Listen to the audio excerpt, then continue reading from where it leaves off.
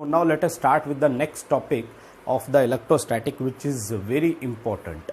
Okay, so electric potential and electric potential energy. तो थोड़ा सा टॉपिक डिफ़िकल्ट है, थोड़ा सा ऑड टॉपिक है, बट द थिंग इज़ सबसे पहले तो ये समझते हैं कि why should we study this topic, पढ़े क्यों इस टॉपिक को. ठीक है, तो let me try to explain you कि हमको इलेक्ट्रिक पोटेंशियल एनर्जी इस टॉपिक को पढ़ना क्यों है. ठीक है, तो इफ़ यू रिमेंबर कि हम फिज़िक्स में हमारा एक बेसिक गोल ये रहा है कि जो फिज़िक्स है, our one of the basic goal is to identify the basic forces in this world. कौन कौन से बेसिक फोर्सेस हैं. ठीक है, जैसे कि आपको याद है कि फंडामेंटल फोर्सेस और बेसिक फोर्सेस कौन कौन से हैं. तो उसमें ग्रेविटेशनल फोर्स है, वीक न्यूक्लियर फोर्स है, स्ट्रॉन्ग न्यूक्लियर फोर्स है. बट हम इलेक्ट्रोस्टैटिक पढ़ रहे हैं तो मैं इसकी एक बेस्ट एग्जांपल लेता हूँ कि इलेक्ट्रोस्टैटिक फोर्स.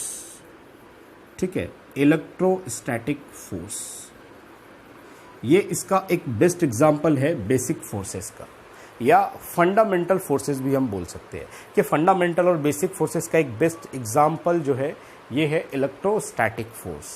ओके, अब बेसिक फोर्सेस को आइडेंटिफाई करने के बाद हम ये आइडेंटिफाई करते हैं कि क्या जो फोर्स, ये जो फोर्स फंडामेंटल फोर्स हमने पता लगाया है, क्या ये कंजर्वेटिव फोर्स है या नॉन कंजर्वेटिव फोर्स है. क्या ये कंजर्वेटिव फोर्स है या नॉन कंजर्वेटिव फोर्स है. तो डेफिनेटली ये जो इलेक्ट्रोस्टैटिक फोर्स है ये कैसा फोर्स है, ये है कंजर्वेटिव फोर्स. ठीक है, so we all know that this electrostatic force is a conservative force. अब कंजर्वेटिव फोर्स क्या होता है, what do you mean by conservative force. तो हमने बोला कि जो कंजर्वेटिव फोर्स है, these are those forces for which work done is depend upon initial and final position of the particle. अगर हमने इस फोर्स को यूज़ करके कोई वर्क डन किया तो जो वर्क डन है वो इनिशियल और final position of the particle पे ही डिपेंड करता है, पाथ पर डिपेंड नहीं करता है. यानी हमने पार्टिकल को कौन से पाथ से मूवमेंट किया इस पर ये डिपेंड नहीं करता है. ठीक है, तो हम बोल सकते हैं कि ये कॉन्जर्वेटिव फोर्सेस क्या है. तो ये कॉन्जर्वेटिव फोर्सेस वो फोर्स है फॉर विच वर्क डन जो है ये कंप्लीटली डिपेंड करता है initial and final position of particle. अगर हमने एक फील्ड ली और उसमें पार्टिकल को मूवमेंट किया, मान लो कि यहाँ पे मैं कोई इलेक्ट्रिक फील्ड लेता हूँ, लेट्स से ये कोई इलेक्ट्रिक फील्ड है.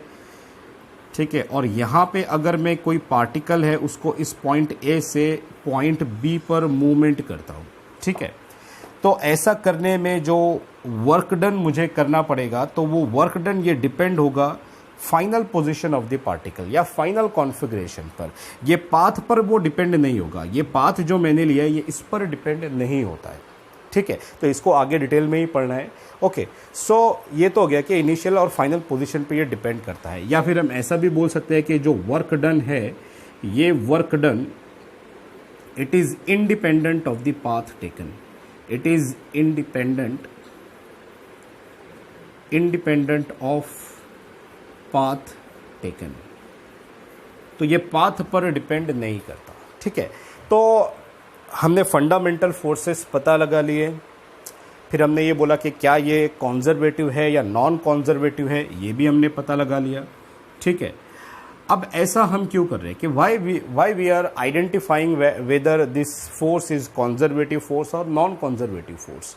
तो उसका एक रीज़न ये है कि we can associate potential energy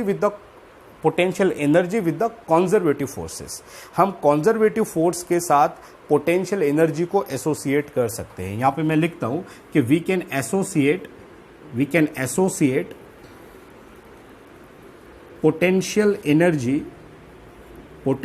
energy with conservative forces. Conservative forces के साथ हम पोटेंशियल एनर्जी को एसोसिएट कर सकते हैं. अब ऐसा क्यों? अब ऐसा करने से होगा क्या कि पोटेंशियल एनर्जी को एसोसिएट कर दिया तो उससे क्या होगा? तो अगर मैं पोटेंशियल एनर्जी को एसोसिएट कर दूं किसी फोर्स के साथ तो आई कैन यूज और आई कैन अप्लाई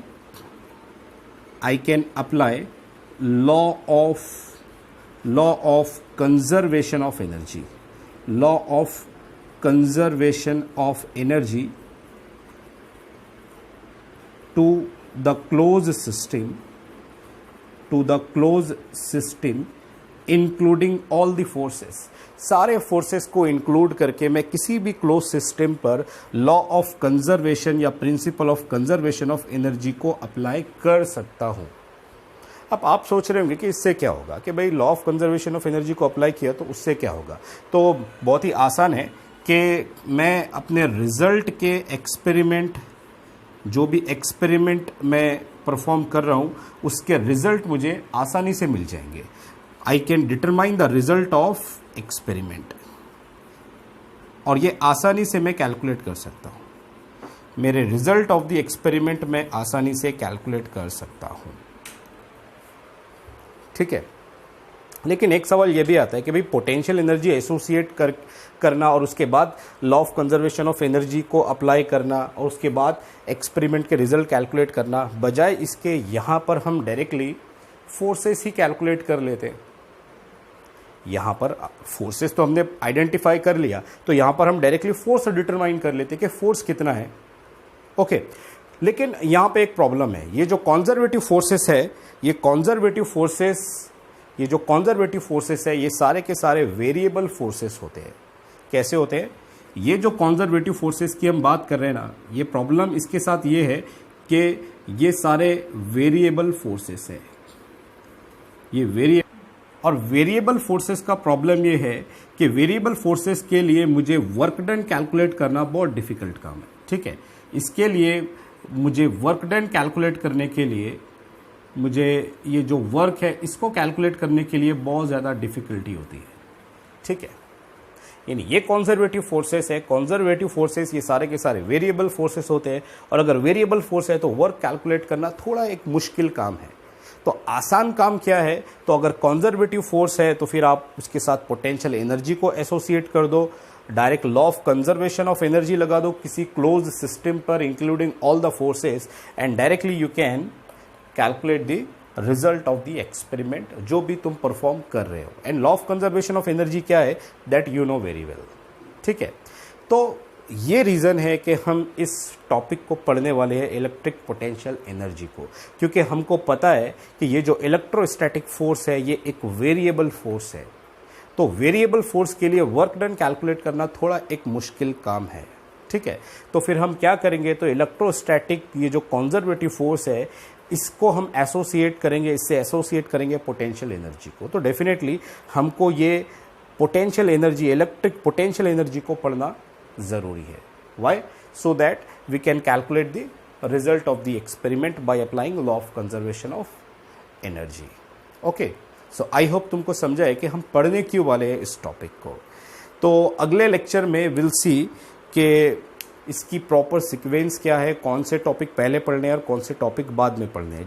जैसे कि हम पढ़ेंगे वर्क डन क्या होता है, external work done, electric potential क्या है, इलेक्ट्रिक पोटेंशियल एनर्जी क्या है, ठीक है, potential energy associated with the dipole कितनी होती है, ये सारे टॉपिक पढ़ने हैं। बट ये सारे टॉपिक की एक प्रॉपर सीक्वेंस है। तो अगले लेक्चर में आपको बताऊंगा कि वो प्रॉपर सीक्वेंस क्या है, पहले कौन से टॉपिक को पढ़ना है और बाद में कौन से टॉपिक को।